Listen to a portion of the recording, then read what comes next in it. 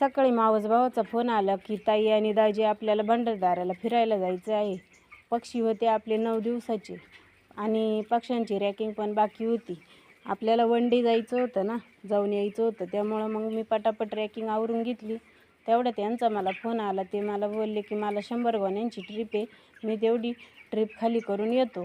मग यांना गाडीमध्ये मी गोण्या भरू लागले, ते ट्रिप मारायला गेले. मग म्हटलं आता शेडच्या जायचं म्हटल्यावर यायला उशीर लागेल. शेडच्या टाक्या म्हटलं चेक करून घेऊ, पाणी किती शिल्लक आहे काय. मेडिसिनचं टाकी लावलेली होती, मेडिसिनचं पाणी संपलं होतं, ते बंद केलं. मग तिन्ही शेडला आपण मग 2000 लिटरच्या टाक्या लावून दिलेल्या होत्या, एक एक टाकी. मग ती चेक केल्यावर मी घरी गेले. घरी गेल्यावर आवरून घेतलं. तेवढ्यात मावस भाऊ आला, चहा पाणी वगैरे झाला.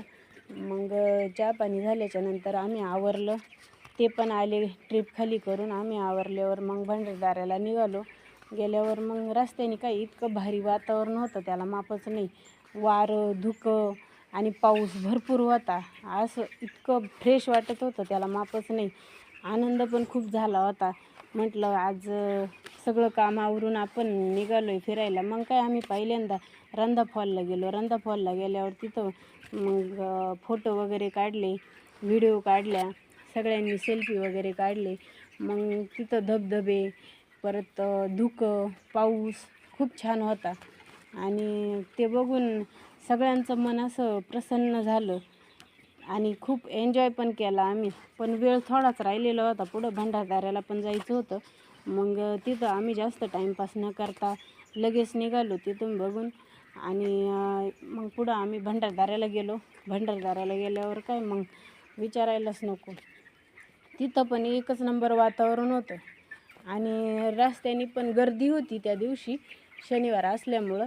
मग म्हटलं आता आपल्याला पुन्हा घरी यायचं आहे, पक्ष्यांकडं यावंच लागेल संध्याकाळचं नाही का. मग तिथं गेल्यावर आम्ही भंडारदऱ्याच्या मीडियम पॉईंटला गेलो. तिथं पण खूप छान वातावरण होतं, पाणी पण इतकं भरपूर होतं ना, धबधबा. मेन भिंतीवर गेलो आम्ही इकडं. तिथं पण आपल्या प्रवरा नदीला इथून पाणी सोडलं जातं ना, त्या ठिकाणी गेलो. तिथं गेल्यावर मग इतके पर्यटक आलेले होते की त्याला मापच नाही. आणि खूप छान वाटत होतं. पाणी नुसतं असं कापसासारखं धपाधप धपाधप वाहत होतं. आणि ते एवढं सगळं बघून ना इतकं छान वाटलं ना, त्याला मापच नाही. मग आम्ही ते इंग्रजांच्या काळातल्या भिंतीपाशी गेलो. ती भिंत बघितली, इतकी भव्य दिव्य भिंत होती, खूप छान. एकदा तरी तुम्ही भेट द्या